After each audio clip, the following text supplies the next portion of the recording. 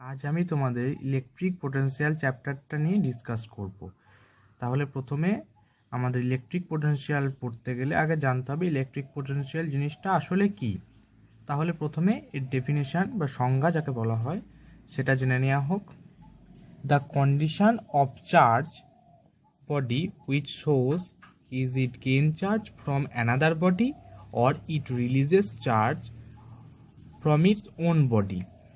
That means আমরা এর থেকে বলতে পারি যে কোনো একটা চার্জ বডি, কোনো একটা অবজেক্ট যার মধ্যে চার্জ আছে, সে কি করবে, সে অন্য কোনো বস্তুকে তার চার্জটাকে রিলিজ করবে নাকি অন্য কোনো অবজেক্ট থেকে সে চার্জটাকে গেইন করবে, সেই বিষয়ে আমরা এর মাধ্যমে জানতে পারবো। এবং আমরা এখানে দুটো অবজেক্ট কল্পনা করছি, এটা অবজেক্ট এ, এটা অবজেক্ট বি। এবার এর মধ্যে ধরে নিচ্ছি নেগেটিভ চার্জ আছে, এর মধ্যে ধরে নিচ্ছি পজিটিভ চার্জ আছে। এবার এটা ধরে নেওয়া হচ্ছে আর্থ সারফেস, এটা পৃথিবীর সারফেস হিসেবে এখানে ধরে নেওয়া হচ্ছে। তাহলে এটা থেকে কি হতে পারে, এই যে অবজেক্টটা আর এই অবজেক্টটা, এটা যদি এর মধ্যে যদি হায়ার পোটেনশিয়াল থাকে,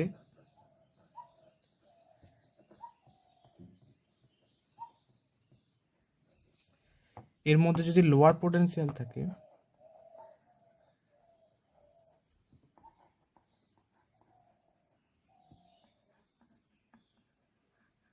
তাহলে এই যে চার্জের যে ফ্লোটা হবে সেটা হায়ার পোটেনশিয়াল থেকে লোয়ার পোটেনশিয়ালের দিকে যে চার্জের ফ্লো সেটা হয়ে থাকবে। তার মানে অবজেক্ট বি থেকে চার্জটা অবজেক্ট এ এর মধ্যে আসবে। এবারের কারণ কি, এর কারণ হচ্ছে যেমন তোমরা জল দেখেছো যেখানে উচ্চ চাপ থেকে নিম্নচাপের দিকে জলের ফ্লো হয়, তেমনি আমরা ওর সঙ্গে তুলনা করে আমরা এই পোটেনশিয়ালটাকেও উচ্চচাপ থেকে অর্থাৎ উচ্চ বিভবযুক্ত অর্থাৎ হায়ার পোটেনশিয়াল থেকে নিম্ন বিভবযুক্ত অঞ্চল অর্থাৎ লোয়ার পোটেনশিয়াল অঞ্চলের মধ্যে এর স্থান, অর্থাৎ উচ্চচাপ থেকে নিম্নচাপ অঞ্চলের দিকে প্রবাহিত হবে।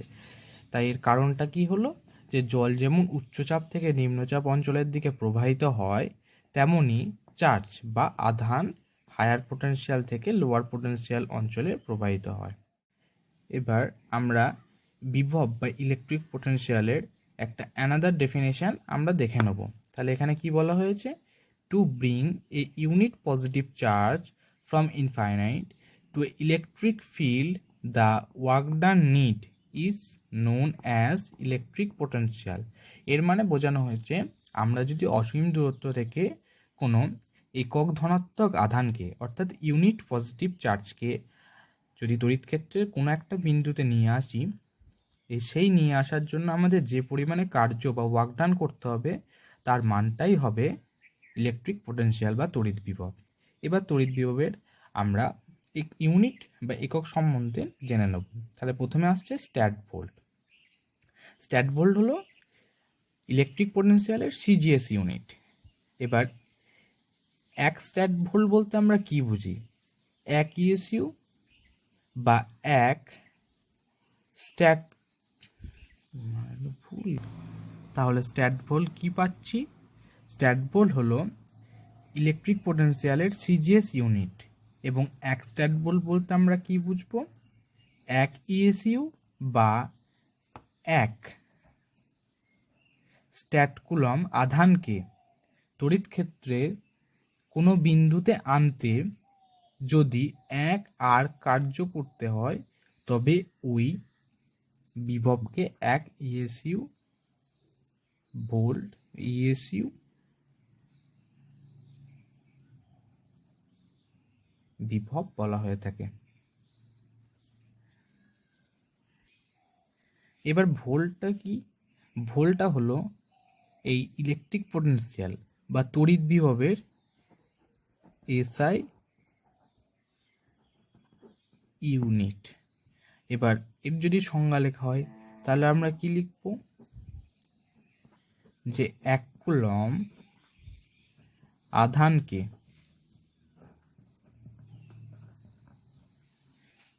তড়িৎ ক্ষেত্রের কোনো বিন্দুতে আনতে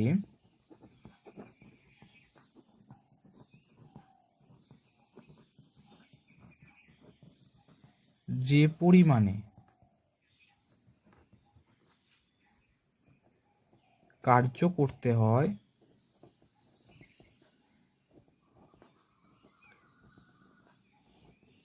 তাকে 1 ভোল্ট বলা হয়ে থাকে।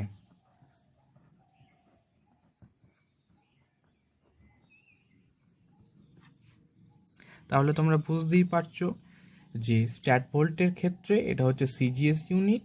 এটা সংজ্ঞা পাওয়া যায় 1 ইএসইউ বা 1 স্ট্যাট কুলম আধানকে তড়িৎ ক্ষেত্রের কোনো বিন্দুতে আনতে যদি 1 আর কার্য করতে হয় তাহলে ওই বিভবকে 1 ইএসইউ বিভব বলা হয়ে থাকে। ভোল্টের ক্ষেত্রে কি, এটা হচ্ছে এসআই ইউনিট। 1 ভোল্ট জিনিসটা কি, যে 1 কুলম আধানকে তড়িৎ ক্ষেত্রের কোনো বিন্দুতে আনতে যদি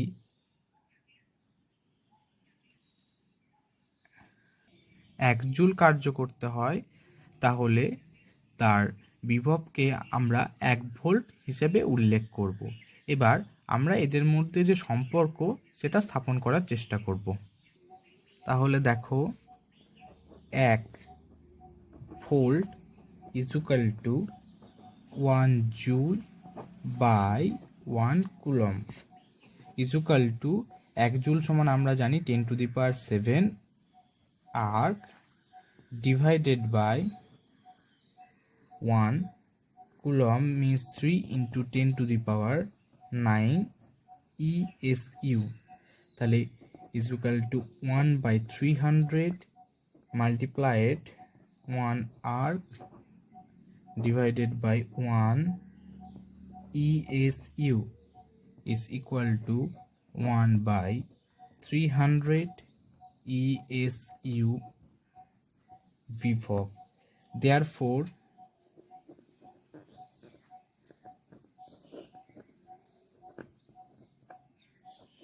one ESU vivo is equal to 300 volt.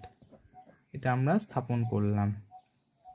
This is the relation between one ESU potential and volt. এবার তোমরা এই কথাটা মনে রেখো, এটা একটা ইম্পর্টেন্ট শর্ট কোয়েশ্চেনের মধ্যে চলে আসে। Earth is the infinite capacitor of charge, potential of charge is 0। এবার কিভাবে এটাকে ডিনোট করতে পারবো আমরা, এখানে একটা অবজেক্ট রাখা হয়েছে, এখানে একটা অবজেক্ট রাখা হয়েছে, এটা ধরে নেওয়া হচ্ছে আর্থ সারফেস, এটাও আর্থ সারফেস। এবার এটা একটা পজিটিভ অবজেক্ট, এটা একটা নেগেটিভ অবজেক্ট। তাহলে পৃথিবী থেকে কি হবে, এক্ষেত্রে ইলেকট্রিসিটি এখানে ট্রান্সফার হবে।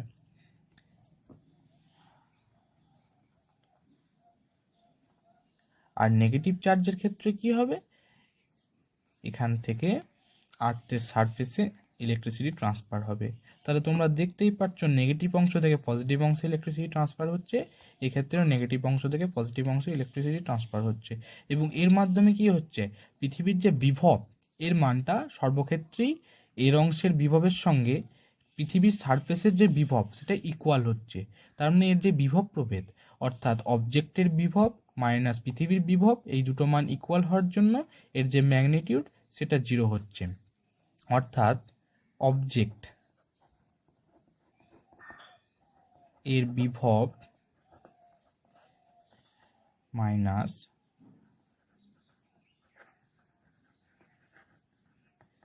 পৃথিবীর বিভব ইকুয়াল টু 0। যেহেতু অবজেক্ট এর বিভব সমান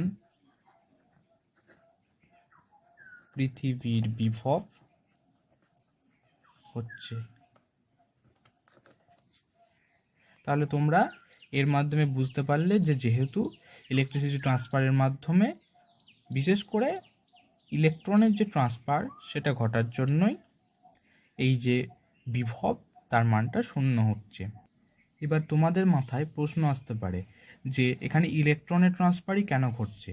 কারণ ইলেকট্রন তোমরা জানো অত্যন্ত হালকা ভরযুক্ত হয় এবং এটা লুজলি বন্ডেড হয়, অর্থাৎ নিউক্লিয়াসের চারিদিকে যে ইলেকট্রনীয় কক্ষ থাকে সেখানের মধ্যে এরা লুজলি বন্ডেড থাকে এবং এদের ভর যেহেতু অনেক কম তাই এরা এই ধরনের আদান প্রদানে অংশগ্রহণ করছে।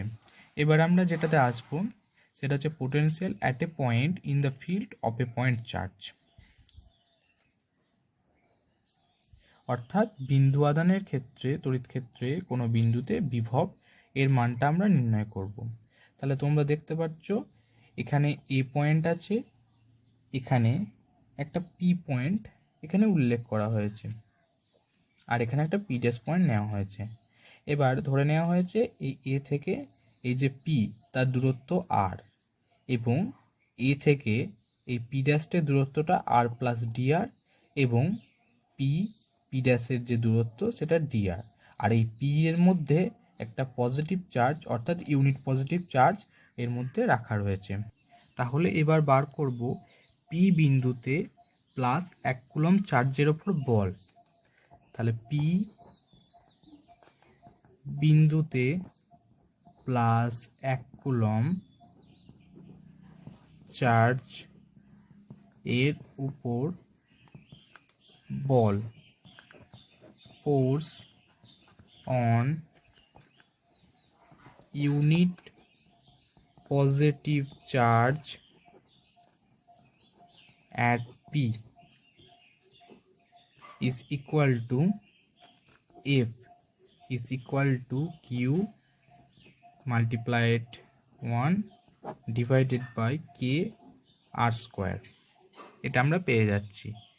এবার আমরা বার করব প্লাস 1 কুলম্ব চার্জকে পি ড্যাশ থেকে পি বিন্দুতে আনতে কি পরিমাণে আমাদের কার্য বা ওয়ার্ক ডান করতে হবে। তাহলে to bring plus 1 coulomb charge from P dash or P1 to P, the amount of work done need is equal to W is equal to Q divided by KR square multiplied by DR। এখানে যে ফোর্সটা আমরা পাচ্ছি তার মানটা হচ্ছে Q by KR square, যেটা আমরা এখান থেকে পাচ্ছি ফোর্সের মানটা, এবং এর যে ডিস্টেন্সটা অর্থাৎ ডিসপ্লেসমেন্ট কোথায় ঘটছে P1 থেকে আমরা পিতে আনছি, তাহলে এই যে ডিসপ্লেসমেন্ট করছে সেটা ডিআর, তাই আমরা এটার সঙ্গে এটার মাল্টিপ্লাই করলাম। এবং এই যে নেগেটিভ সাইনটা কেন এলো, কারণ এখানে যে ডিসপ্লেসমেন্ট যেটা ঘটছে এটা P1 থেকে পিতে আসছে, কিন্তু আলটিমেটলি চার্জের ফ্লো কোথায় হচ্ছে, এটা চার্জের ফ্লোটা এই অংশ থেকে এই অংশের মধ্যে নিয়ে যাওয়া হচ্ছে। কারণ আমরা এখানে প্রথমেই বলেছি পি বিন্দুতে প্লাস 1 কুলম্ব চার্জের উপর বল, তাহলে নিশ্চয়ই এটাই প্লাস কিউ চার্জের জন্যই পি বিন্দুতে অবস্থিত প্লাস 1 চার্জের উপর বল প্রযুক্ত হচ্ছে। তাহলে এই চার্জটা এই দিকে ফ্লো হচ্ছে, কিন্তু আলটিমেটলি ডিসপ্লেসমেন্ট আমরা ঘটাচ্ছি এই দিক থেকে এই দিকে। তাহলে বিপরীত বিষয়টাকে বোঝানোর জন্য আমরা এই ডিআরটাকে মাইনাস সাইন দ্বারা চিহ্নিত করছি। তাহলে আমি এটা আরো ভালো করে বুঝিয়ে দিচ্ছি যে negative sign indicates that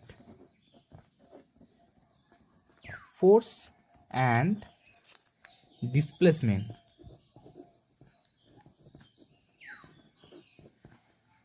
are in opposite direction।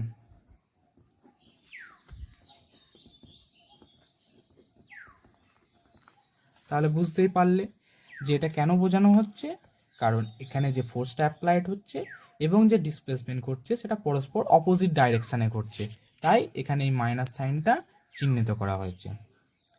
এবার আমাদের বার করতে হবে therefore potential P is equal to V is equal to, আমরা এই পোটেনশিয়ালটাকে ভি দ্বারা ডিনোট করছি, তাহলে এর মানটা কি হবে, integration of minus Q by R square d r. এই ডিআর এর মাইনাসটা এই অংশে আমরা নিয়ে চলে এলাম। এবার এটা থেকে কি লিখতে পারি, is equal to plus Q dot R divided by 4 pi epsilon 0 into r to the power -2 plus 1 divided by -2 plus 1 infinite to r। তাহলে therefore আমরা এখান থেকে লিখতে পারি v is equal to plus q dot 1 by r to infinite to r divided by K, or আমরা এখানে K is equal two হচ্ছে 4 pi epsilon 0, কারণ কে হচ্ছে পরাবৈদ্যুতিক ধ্রুবক। Okay, so therefore we can write that is equal to plus q by 4 pi epsilon 0 into 1 by r. So v is equal to Q by KR. Okay, where K is equal to 4 pi epsilon 0। ঠিক আছে, তাহলে আমরা এই প্রুফটা complete করলাম। এটা একটা important proof, এটা তোমরা দেখে রেখো, এটা এক্সামের জন্য অত্যন্ত গুরুত্বপূর্ণ হতে চলেছে। তোমরা এই জায়গাটা একটু লক্ষ্য করো, এখানে 8টা নিচেই হবে, আমি উপরে দিয়ে ফেলেছিলাম, তাহলে এটা 8টা তাহলে নিচেই হচ্ছে।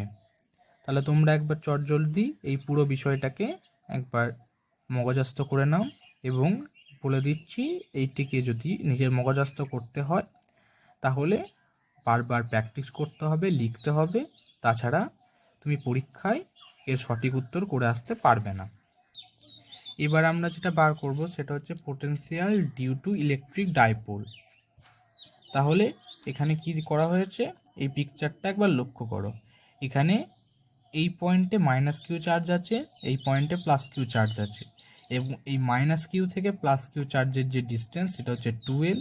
তাহলে নিশ্চয়ই এই মাইনাস কিউ চার্জ থেকে ও বিন্দুর দূরত্ব হচ্ছে L, আবার ও থেকে প্লাস কিউ চার্জের দূরত্ব হচ্ছে L, এবং প্লাস কিউ চার্জ থেকে এক্সের দূরত্ব হচ্ছে আর মাইনাস এল।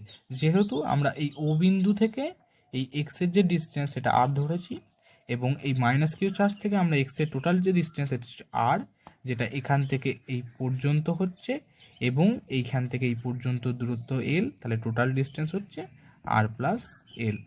এটা আমরা পেয়ে যাচ্ছি। এবার আমরা প্রুফ করব। তাহলে দেখো, আমাদের প্রথমে বার করতে হবে potential at point x due to plus q charge is equal to v1 is equal to q by 4 pi epsilon 0 into r minus l। তাহলে কি বলেছে, পোটেনশিয়াল অ্যাট পয়েন্ট এক্স পয়েন্টে এই প্লাস কিউ চার্জের জন্য, এই যে প্লাস কিউ চার্জ তার জন্য কি পোটেনশিয়াল, তাহলে আমরা কি লিখছি, কিউ, এখানে তো চার্জ তো প্লাস কিউর জন্যই আছে, আর এক্সে তো একক ধনাত্মক আধান হিসেবে ধরা হচ্ছে, তাই এক্ষেত্রে ওখানে কোনো ইউনিট চার্জ আছে, তাহলে কিউ ইন্টু 1 মানে কিউই হবে, আর 4 পাই ইপসিলন 0 মানে কে আর কি, এবং এদের দুজনের মাঝে ডিস্টেন্স কত, আর মাইনাস এল, তাহলে আর মাইনাস এল এটা লিখে দিলাম। এবার similarly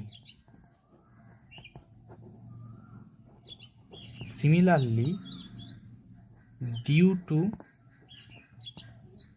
minus q charge potential